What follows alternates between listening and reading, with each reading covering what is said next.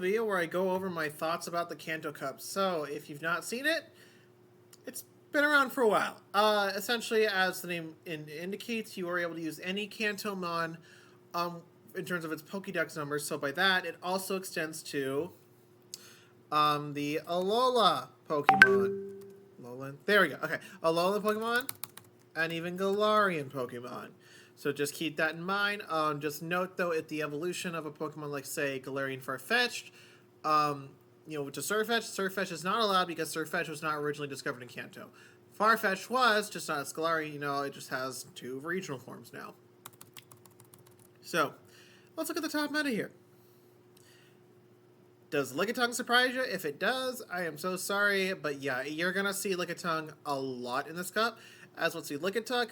When we look at its fast move Lick, Lick is not great against dark and normal types. So let's look at dark types.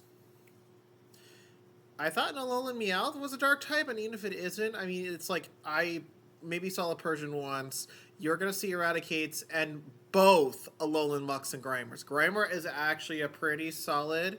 Is pretty solid in the Kanto meta. Obviously, you have to avoid the ground types and the fighting types after that.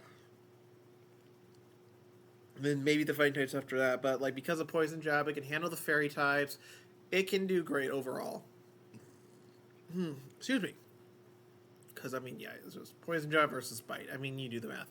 And we don't talk about Acid. We don't talk about... Oh, it's not even attainable anymore. Ha! Don't need to worry about that. Okay, then. So, yeah, and then Raticate is there for the Psychic types. I mean, really, both Muck and Raticate are, but, like, Raticate, look, it beats Hypno handily. Let's see what the Shadow does. I think 743. Okay, so it's a little bit worse on paper, but, like, either one is fine. It's whatever you want to do. Especially if you're on the... it does have Quick Attack. That way, can have some neutral damage, except for, of course, Ghost types and Steel types. But, yeah, no, so... Like, literally, you will see the dark types there to counter the psychic types, because originally, in the OG days, there were no dark types. So psychic types were free to reign supreme, with the only counter being, well, granted, not the only, but the counters being ghost and dark types, but at least most, if not all the Pokemon had at least some coverage move to handle, like, their weaknesses and such, so yeah. You're gonna see, like, Tongue. Chansey,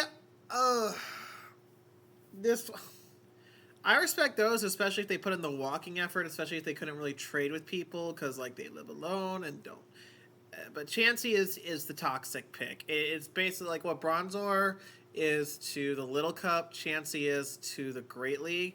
And, I mean, it was already kind of annoying with just being level 40. I mean, yeah, it's bad. Well, not bad in the sense it's a bad Pokemon. It's a good Pokemon. It's just toxic.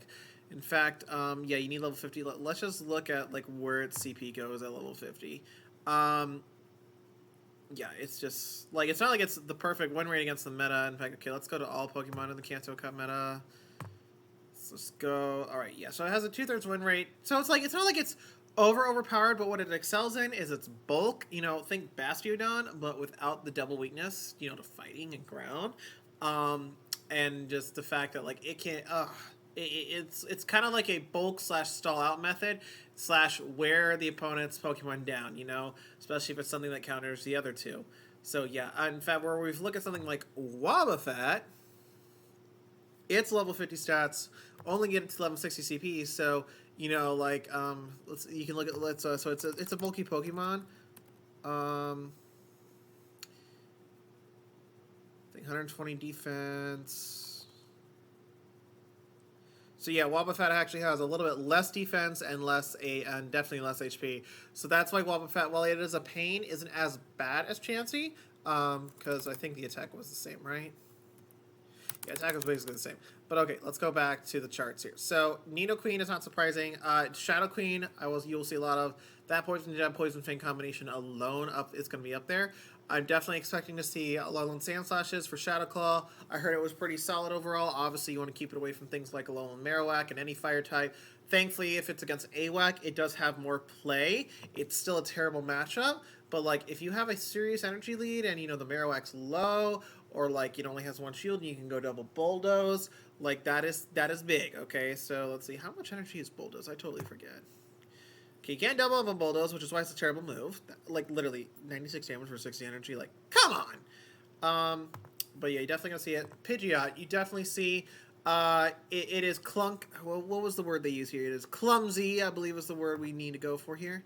Yeah, so it's a long and fast move animation, but it is a fantastic Pokemon in terms of the mind games because, you know, baiting with Feather Dance, you get to Feather Dance and Brave Bird at the same time the first time, I believe. Or not. I could have sworn it was. Oh wait, that's Aerial Ace, my bad. Yeah, you get to the moves at the same time the first time around, and then if you go just straight Feather Dance, you actually only need one. You need just one less Gust compared to the first cycle. So, yeah, Pidgeot will definitely be there. And then you'll see Beedrills, you'll see Golbats. Snorlax is definitely a common safe swap. Keep in mind Munchlax is not allowed, as that is originally discovered in the Sinnoh region, I believe. Dragon types have a chance to make some play here. You know, just like avoiding AWAC with your A-Slash, you want to avoid against Fairy types primarily. Dragonair is the better dragon, as it's got definitely more bulk. It's like level 34-ish, give or take, depending on your IVs, if you're going for more optimal, where Dragonite's like level 24. So the stats are definitely better, more in Dragonite's favor, or Dragonair's favor. And then, of course, it has still a fantastic bait move, just a non-stab version of Dragon Tail not Dragon Claw, excuse me. It has Aqua Tail instead. So there is a case to be made that you may not need Dragon Pulse just because the second charge move is expensive. That's 75k dust and 75 candies. So, yeah. The ones for sure, not counting Toxic Chansey that you're going to have to deal with. Like, if I had to name 5 right off the bat, Lickitung, Nidoqueen, Pidgeot, that's 3. I'm going to give it one of the last 2 to Beedrill. And then I'm going to say the Shadow variant of the Little Marowak. And I mean, I'm sure you'll see the non-Shadows because people want to try, you know, there's a bit of a hype. But I definitely, for those, if they have the Shadow, they're probably going to be running it, as Shadow AWAC is pretty solid. In fact, let's see, it still beats Wigglytuff. I'm going to look and just see how it is against both. Okay, Wigglytuff 583. Okay, technically does like 0.04 better, but like it's basically the same.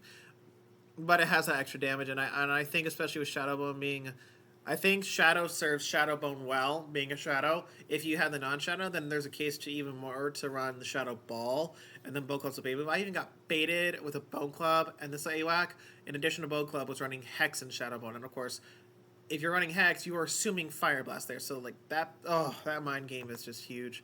But yeah, Kanto Cup, kind of boring for some of us. If you invested in the Chansey, I totally respect you wanting to use it maybe for a set or 2. I just recommend don't use it all the time, as it is definitely considered it's the Bronzor for Great League. It is so toxic. In fact, I have faced, I don't remember if it was in the Little Cup rotation, because it wasn't like the Little Cup, because Chansey and Chansey couldn't be used, but it was the ones where allowed full evolved Pokemon, and it was like that are in the Great League, and I saw both Lickitung and Chansey, and it's like, it's like I would want to invest in both, especially if I had shinies in both, like Bronzor and Wynut, which I have for Little Cup if I ever want to use that. But even then, it's like seeing both of them, kind of like seeing both Bronzor and Wynut. It's just like even I can't help but be like, I want to cry. I've beaten it, but it's still hard because they just drag the match out like forever. But anyway, so not so much focusing on Team Comp again. I'm going to be working on kind of analyzing the meta as we go on here and when I have a little more time. But thank you all so much for watching. If you like the content, remember to hit that like button and subscribe. And I will see you all in the next one. Sorry, I'm on break here from work, actually. So that's why these notifications are up. So pardon. Bye.